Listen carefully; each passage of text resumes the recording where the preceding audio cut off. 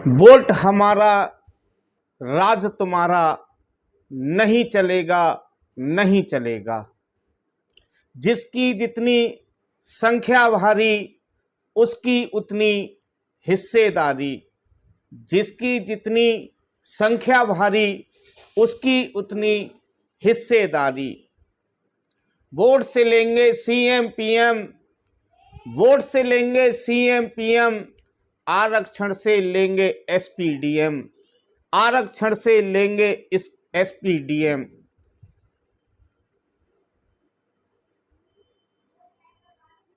मिले मुलायम कांसी राम, हवा में उड़ गए। ऐसे बहुत सारे नारों को लगाने वाले, तिलक तराजू और तलवार, ऐसे ऐसे नारों से सामाजिक क्रांति लाने वाले, ठाकुर बनिया बामन छोड़ बाकी सब हैं DS4, ठाकुर बनिया बामन छोड़ बाकी सब हैं DS4। ऐसे ऐसे क्रांतिकारी नारे लगाने वाले, जो बहुजन की बात करेगा, जो बहुजन की बात करेगा, वही दिल्ली पर राज करेगा, वही दिल्ली पर राज करेगा। आप समझ गए होंगे आज मैं किस महान शख्सियत की बात करने जा रहा हूं। आज 9 अक्टूबर का दिन है और 9 अक्टूबर 2023 को आज मैं ये वीडियो बना रहा हूं।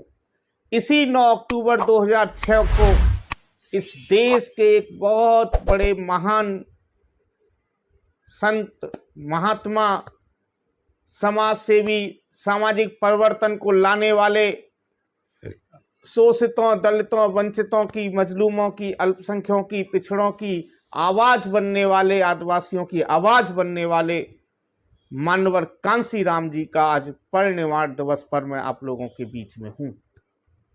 साथियों, आज मैं मानवर कांसी राम पर पूरा एक प्रकाश डालना चाहता हूं। उम्मीद है आप इस वीडियो को पूरा देखेंगे और मानवर कांसी राम से जुड़ी हुई सभी बातों को अपने जीवन में उतारने का काम करेंगे। मानवर कांसी राम जी का जन्म 15 मार्च 1934 को ख्वासपुर रोपड़, जो पंजाब में एक गांव पड़ता है, वहां पर हुआ था। 15 मार्च 1934 को एक रैदास ई प्रथा का रामदासिया परिवार था, सिख परिवार था, लेकिन सिखों में भी होते हुए वो चमार जाति से थे, दलित समाज से आते थे। और जब उन्होंने शिक्षा दीक्षा प्राप्त की और उस समय पर 1957 में BSc करने के बाद पुणे में DRDO के एक सहायक के पद पर, सहायक वैज्ञानिक के पद पर उनकी नियुक्ति हो गई। जब नियुक्ति हो गई, नौकरी करने लगे, तब तक उनका कोई सामाजिक जीवन नहीं था।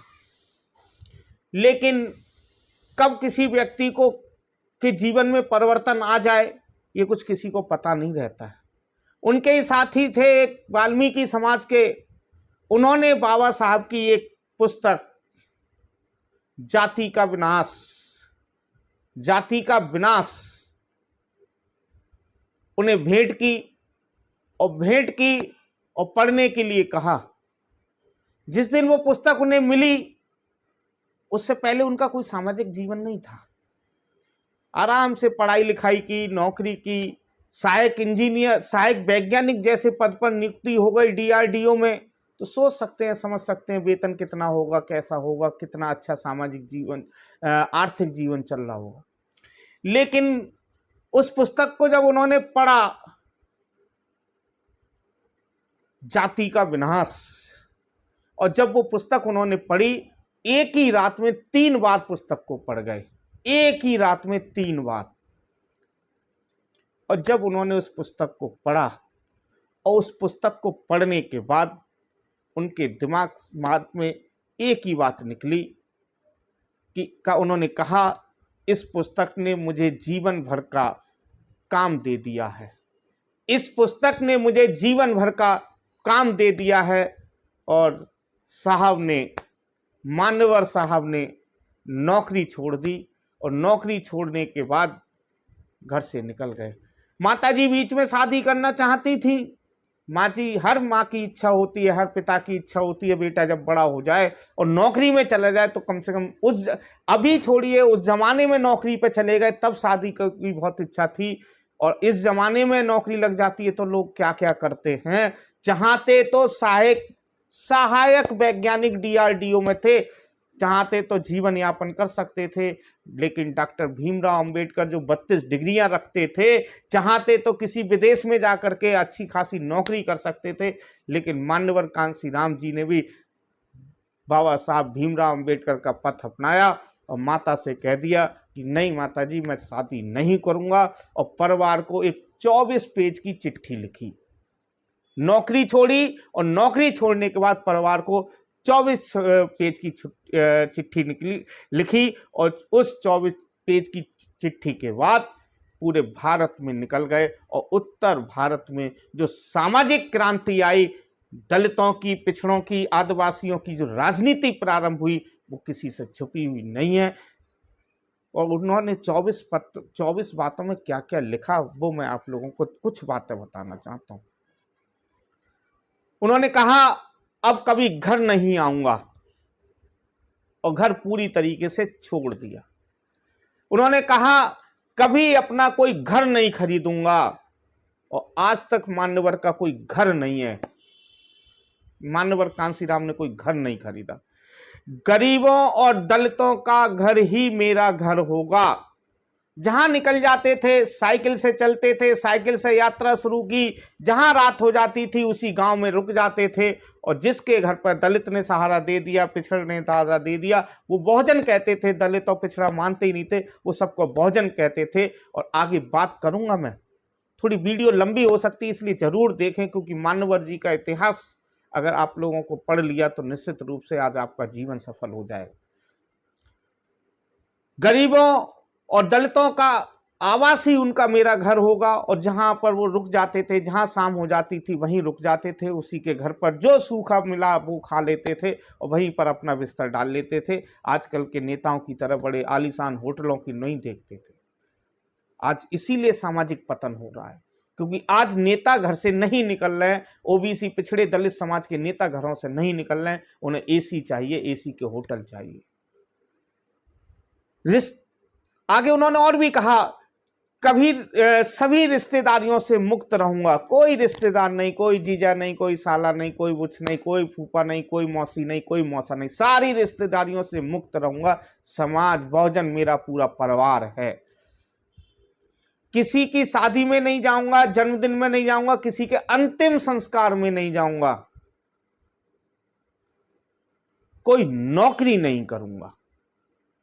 बताइए, कोई हो सकता है सहायक वैज्ञानिक की नौकरी DRDO में मिली और छोड़ दे उस जमाने में? ये उस जमाने की बात कर रहा हूं जब 1957-58 की बात कर रहा हूं। और निकल पड़े। और उन्होंने लास्ट जो बात कही उस लेटर में वो लिखा था, लास्ट पॉइंट समझिएगा, लास्ट पॉइंट, जब तक बाबा साहब भीमराव अंबेडकर का सपना पूरा नहीं होगा चैन से नहीं बैठूंगा, घर नहीं बैठूंगा। और कांशीराम जी के साथ जिन्होंने काम किया है, कांशीराम जी को जो लोग जानते हैं, मेरा भी सौभाग्य हुआ था, मैंने भी उनके दर्शन पाए थे 1995 में जब वो इधर बिसौली में आए थे। मैंने भी उनके दर्शन 2-3 बार उनके दर्शन किए। मैं भी सौभाग्यशाली हूं।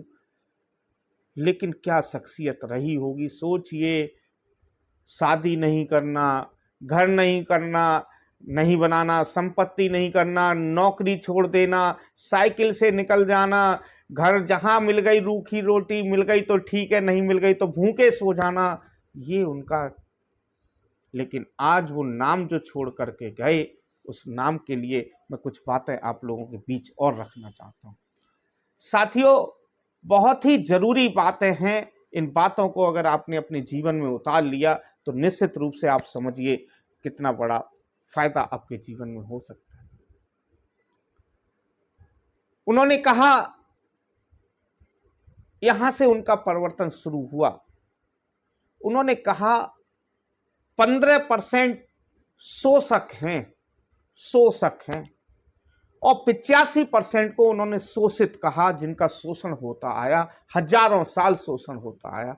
और उन्होंने एक लड़ाई शुरू की जिसे 85% और 15% की लड़ाई कहा जाता है। और वही जातीय जनगणना में, बिहार की जातीय जनगणना में निकल के भी वही आया कि 15 और 85 की लड़ाई है। आज वो लड़ाई 15 और 85 की भी नहीं रह गई है, आज वो लड़ाई 90 और 10% की रह गई है, क्योंकि 90% लोग शोषित हैं और 10% लोग शोषक हैं।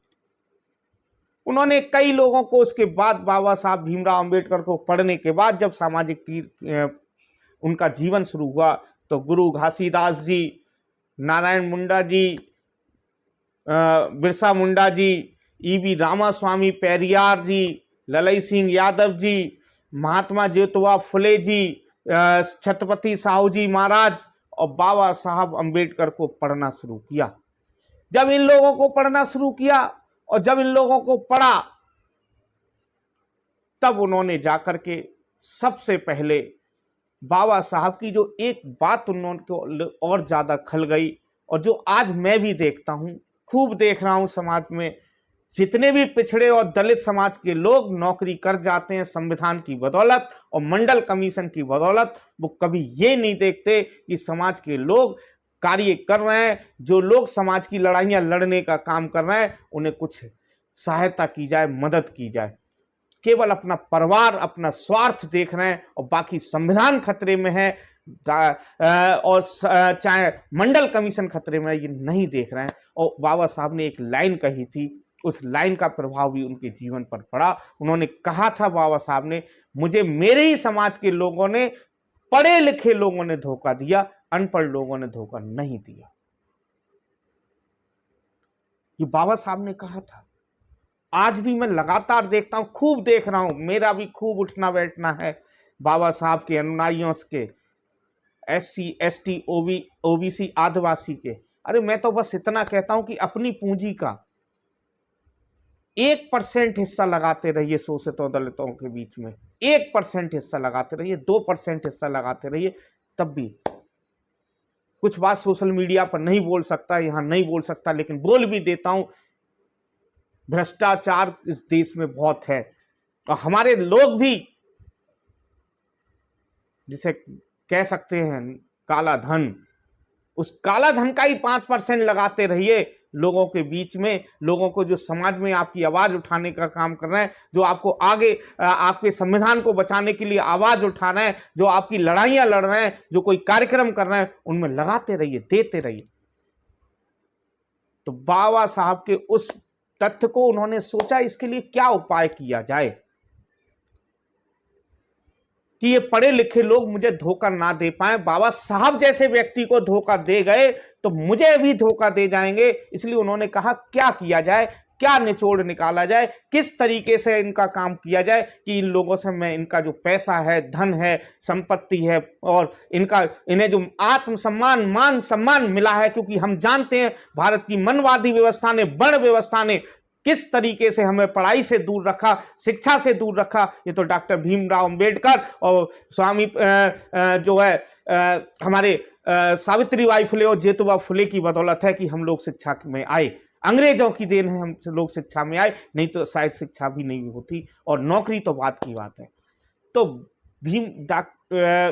कांसीराम जी ने एक उपाय निकाला और बाबा साहब के परिनिर्वाण दिवस 6 दिसंबर 1978 को, बाबा साहब के परिनिर्वाण दिवस 6 दिसंबर 1978 को उन्होंने वाम सेब की स्थापना की और उस वाम सेब में जितने भी बहुजन समाज के लोग थे, दलित, SC ST OBC माइनॉरिटीज, जितने भी लोग थे जो कहीं ना कहीं नौकरी कर रहे थे, कहीं ना कहीं कार्य कर रहे थे, उन लोगों को उस संगठन से जोड़ने का काम किया। ये संगठन वाम से पूरी तरीके से नॉन पॉलिटिकल था, नॉन रिलीजियस था, नॉन एग्जिटेशनल था। ना तो इसका धर्म से कोई मतलब था, ना ही राजनीति से कोई मतलब था, ना ही किसी भी बाद से कोई मतलब था।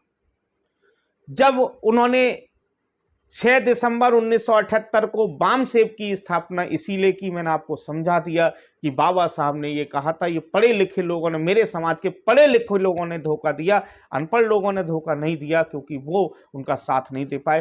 तो बाबा साहब ने उन लोगों को अपने साथ जोड़ा, पढ़े लिखे सरकारी कर्मचारी, नौकरी पेशा वाले लोगों को अपने साथ जोड़ा, और बहुत अच्छा संगठन चला।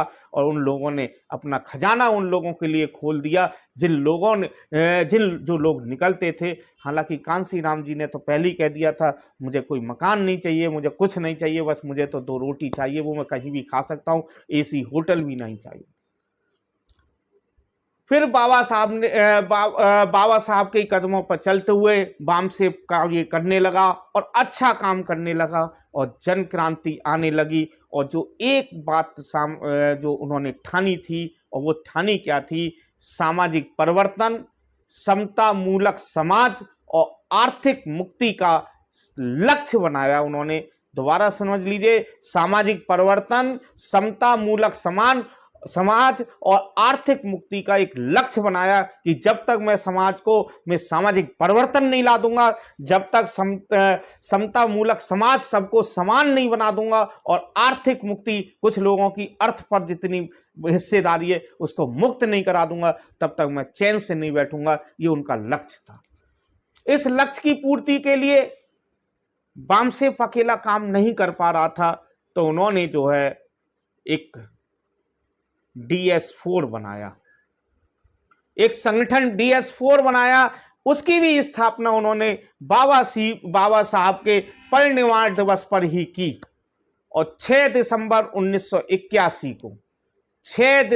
1981 को उन्होंने DS4 की स्थापना की। DS4 का मतलब कुछ लोग साथी जानते होंगे, कुछ साथी नहीं जानते होंगे, तो मैं बताना चाहता हूं। D दलित, S 4 टाइम, D दलित, S 4 टाइम। और 4 टाइम कौन सा S में 4 टाइम क्या था? शोषित, पहला शोषित, दूसरा समाज, तीसरा संघर्ष, चौथा सम्मति। और DS4 की स्थापना की, दलित, शोषित, समाज, संघर्ष, सम्मति की स्थापना की, और जाकर के तब कार्य शुरू किया और सामाजिक क्रांति इस देश के अंदर आने लगी। पूरे उत्तर भारत में, चाहे वो मध्य प्रदेश हो, चाहे वो उत्तर प्रदेश हो, चाहे राजस्थान हो, और विशेष रूप से जो प्रभाव पड़ना शुरू हुआ वो उत्तर प्रदेश और मध्य प्रदेश और राजस्थान में पड़ना शुरू हुआ, और राजनीतिक चेतना लोगों के अंदर आनी शुरू हुई। और तब जाकर के 14 अप्रैल 1984 को मान्यवर कांसी राम ने बहुजन समाज पार्टी की स्थापना की। और उन्होंने इसलिए की, वो चाहते थे, वो एक बात कहते थे, हालांकि उसको उन्होंने बाद में ये भी कहा था। पहले उन्होंने ये कहा कि जब तक हमारे हाथ में राजनीतिक सत्ता की चाबी नहीं होगी, तब तक हम इन शोषित दलित, जो चारों उन्होंने बताए शोषित दलित की संघर्षों का हम नहीं कर सकते, पूरा नहीं कर सकते। इसीलिए उन्होंने इस पूर्ति के लिए कि हम पहले राजनीति की सत्ता की चाबी, क्योंकि आज कहा जाता है, जब भी मैं तो कहता हूं सामाजिक मंचों पर जब जाता हूं, मैं अपने विशेष रूप से अपने प्रजापति समाज के मंचों पर जब जाता हूं, तो सबसे पहले ही वहां पर क्या कह दिया जाता है? राजनीति की बात मत करना, राजनीति की बात मत करना। तो मैं वहां कहता हूं कि समाज पिछड़ा हुआ इसीलिए है क्योंकि यहां राजनीति की बात नहीं होती। तो मैं वहां कहता हूं, भाई राजनीति पर खूब बात करिए, राजनीतिक पार्टी पर बात मत करिए, वो बात ठीक है। तो बाबा साहब ने कहा कि जब तक राजनीतिक सत्ता की चाबी हमारे पास नहीं होगी, हम शोषित, दलित, वंचितों की आवाज को मजबूती से नहीं उठा सकते। इसीलिए उन्होंने 14 अप्रैल 1984 को बहुजन समाज पार्टी की स्थापना की। और उन्हीं की देन है कि उत्तर प्रदेश में भाजपा और कांग्रेस को बिल्कुल दरकिनार कर दिया गया। जिस दिन से कांसी राम जी ने उत्तर प्रदेश में जन्म स्थान रखा, उस दिन के बाद से पूरी तरीके से बसपा और समाजवादी पार्टी हासिल हो गई। एक तरफ बहुजन समाज पार्टी की बहन जी मायावती 4 बार मुख्यमंत्री रही, दूसरी ओर समाजवादी पार्टी के माननीय मरहूम नेताजी मुलायम सिंह यादव जी 3 बार मुख्यमंत्री रहे और चौथी बार माननीय अखिलेश यादव मुख्यमंत्री रहे। और जब तक कांशीराम जी रहे तब तक लगातार सपा बसपा सपा बसपा सपा बसपा ये चलते रहे। और तब तक किसी भी मनवादी पार्टी जितने भी लोग थे उनकी हिम्मत नहीं हो पाई इन लोगों को हटाने के बाद। लेकिन जब कांशीराम जी जाते हैं उसके बाद ये सामाजिक क्रांति की, सामाजिक परिवर्तन की, समता मूलक समाज की लड़ाई थोड़ी कुंद पड़ जाती है। कुंद क्यों पड़ी, जो बात मैं कहना चाह रहा था उस समय, वो समझने की जरूरत है। कुंद इसलिए पड़ी कि मानवर कांशीराम जी चाहते थे, मानवर कांशीराम जी चाहते थे कि समाज में परिवर्तन हो जाए। राजनीतिक चाबी अस्थायी है, राजनीतिक चाबी अस्थायी है, ये कभी भी छीनी जा सकती है। लेकिन एक बार समाज में परिवर्तन पूरी तरीके से हो गया, समाज एक बार जागरूक हो गया, अंधविश्वास पाखंडवाद से दूर हो गया, अपने अधिकारों के प्रति सजग हो गया, तो राजनीतिक चाबी स्थायी रूप से हमारे पास हो जाएगी। लेकिन यही काम ना तो माननीय नेताजी कर पाए और ना ही ये काम मायावती जी कर पाई। इसीलिए मिशन बीच में टूट गया, छूट गया। क्योंकि मायावती जी भी मनवादी व्यवस्था का शिकार हुई, सब जानते हैं, मुझे बताने की जरूरत नहीं है, मुझे खोलने की जरूरत नहीं, उस नाम को लेने की यहां पर जरूरत नहीं है। जिस नाम को यहां लिया जाता है कि किस नाम के पीछे मायावती जी आज मनवादी व्यवस्था का शिकार हुई हैं और शोषित और दलितों के ऊपर इतने अत्याचार हो रहे हैं लगातार, केवल ट्वीट के अलावा कुछ नहीं आ रहा। ट्वीट से काम नहीं चलेगा, प्रेस कॉन्फ्रेंस से काम नहीं चलेगा। आपके सांसद को लोकसभा में आतंकवादी कहा जाता है, मुल्ला कहा जाता है, और भी कई शब्द हैं वो नहीं बोलना चाहता मैं, वो कहा जाता है। बाहर निकलने की, देखने की हिम्मत वो दी जाती है, धमकी दी जाती है, आप नहीं निकल रही। कहीं ना कहीं ये गलतियां समाजवादी पार्टी के मरहूम नेताजी से भी, माननीय अखिलेश यादव जी से भी हुई कि हिस्सेदारी जो मिलनी चाहिए थी, क्योंकि उनका एक जो नारा था, जिसकी जितनी संख्या भारी उसकी उतनी हिस्सेदारी। आप क्यों नहीं देते प्रजापति को टिकट, आप क्यों नहीं देते कश्यप को टिकट, आप क्यों नहीं देते मल्लाह को टिकट, केवट को टिकट, विश्वकर्मा समाज को टिकट, नाई समाज को टिकट क्यों नहीं देते? जिसकी जैसी संख्या है उतनी तो दे दीजिए। प्रजापति समाज को एक टिकट नहीं मिलता पूरे उत्तर प्रदेश के अंदर किसी भी राजनीतिक पार्टी द्वारा। क्या इतना भी नहीं है? 1% 2% तो है, विधानसभा में 2 टिकट 1 टिकट मिल जाता है। एमएलसी बनाने का नंबर आता है तब भी किसको बनाया जाता है, राज्यसभा भेजने का नंबर आता है तब भी किसको भेजा जाता है। जब तक कांशीराम जी रहे, 9 अक्टूबर 2006 का वो मरहूम दिन था जिस दिन मान्यवर कांशीराम जी इस देश और इस संसार से विदा चले गए। और लोगों ने 2007 में मायावती जी को पूर्ण समर्थन से सरकार बनाने का फैसला दिया उत्तर प्रदेश के अंदर। लेकिन पूरी तरीके से मनवादी व्यवस्था 2007 से 12 के बीच लागू हावी रही। पूरी तरीके से जो भाईचारा कमेटी बनी थी पहले, वो सारी खत्म हो गई। जब तक मान्यवर कांशीराम जी रहे, उन्होंने नेता तैयार किए। ओम प्रकाश राजभर उनके बनाए हुए नेता, स्वामी प्रसाद मौर्य उनके बनाए हुए नेता, लालजी वर्मा उनके बनाए हुए नेता, संजय निषाद उनके बनाए हुए नेता, पिछड़ों के, दलितों के न जाने कितने बहुत नाम है, इंद्री सरोज उनके बनाए हुए नेता, राजा रामपाल उनके बनाए हुए नेता, हर समाज से नेता बनाने का काम किया। लोकेश प्रजापति उनके बनाए हुए नेता। उन्होंने हर समाज को जोड़ने का काम किया। और बहन जी को सोशल इंजीनियरिंग का फॉर्मूला अगर किसी ने दिया तो मानवर कांसीराम ने दिया। और 2007 के बाद बहन जी सोशल इंजीनियरिंग भूल गई और उसी का नतीजा हुआ आज किस स्थिति में है। ये सोचने का समय है, विचार करने का समय है कि एक सांसद पर इतनी बड़ी विपत्ति आती है और एक प्रेस कॉन्फ्रेंस भी नहीं होती। बहुजनों पर ना जाने कितनी घटनाएं हो रही हैं, लेकिन कोई ट्वीट के अलावा कुछ नहीं हो रहा, घर से नहीं निकल रहे, क्योंकि मनवादी व्यवस्था का शिकार हो चुकी है। यही स्थिति नेताजी के साथ रही, यही स्थिति मानिए हमारे अखिलेश जी के साथ रही। वो सूत्र नहीं मानते, सबसे बड़ी बात तो है यादव सूत्र नहीं मानता, पिछड़ी जातियां सूत्र नहीं मानती, बहुजन नहीं मानती। उन्होंने जो नारा दिया था, अगर उस नारे पर अगर सब लोग काम कर जाते, ठाकुर बनिया बामन छोड़ बाकी सब है DS4।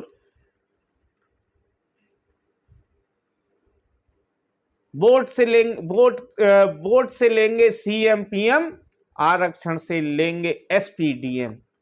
उनके नारों पर अगर आप आज भी चल जाएं तो निश्चित रूप से आपको कभी भी पीछे जाने की जरूरत नहीं पड़ेगी। जो बहुजन की बात करेगा वही दिल्ली पर राज करेगा, जो बहुजन बात करेगा वही दिल्ली पर राज करेगा। साथियों, उम्मीद है, विश्वास कर सकता हूं कि आपको ये वीडियो अच्छी लगी होगी। मानवर कांसीराम जी के इस परिनिर्वाण दिवस पर, 17वें परिनिर्वाण दिवस पर एक बार मैं उन्हें सच्ची श्रद्धांजलि देता हूं और उम्मीद करता हूं हम जैसे लोग, प्रोफेसर लक्ष्मण यादव जैसे लोग, स्वामी प्रसाद मौर्य जैसे लोग, उदयनिधि स्टालिन जैसे लोग, ललई सिंह यादव जैसे लोग, पेरियार जैसे लोग, बाबा भीमराव अंबेडकर जी और बाबा मान्यवर कांसीराम जी के पथ चिन्हों पर चल करके, बहुत नाम है, राजेंद्र पाल गौतम जी जैसे लोग, चंद्रशेखर राव जैसे लोग, शंभू कुमार जैसे लोग, नीरज पटेल जी जैसे लोग, बहुत सारे लोग हैं, प्रोफेसर रतनलाल जी जैसे लोग, दिलीप मंडल जी जैसे लोग, ऐसे लोग जो हैं, बहुत नाम है, नाम लूंगा तो बहुत देर हो जाएगी। ललई सिंह यादव, बाबू जगदेव सिंह कुशवाहा, कबीर, रविदास, क्या क्या नाम लूं मैं। इन लोगों को अगर आप लोग पढ़ लेंगे, इन लोगों को आप लोग सुन लेंगे तो निश्चित रूप से आपका जीवन बदल जाएगा और आप बहुजनों की बात समझ सकते हैं, बहुजनों की लड़ाई लड़ सकते हैं। बस मैं आप लोगों से तो बस एक ही मदद मांगता हूं कि कम से कम वीडियो को पूरा देख लिया करें और कम से कम, ज़्यादा नहीं तो अपने 5 दोस्तों को तो भेज ही दिया करें। अगर आप लोगों ने 5 दोस्तों को भी भेज दिया तो समझ लूँगा कि आप मेरी लड़ाई में मेरी सहायता प्रदान कर रहे हैं। बहुत बहुत धन्यवाद, बहुत बहुत आभार।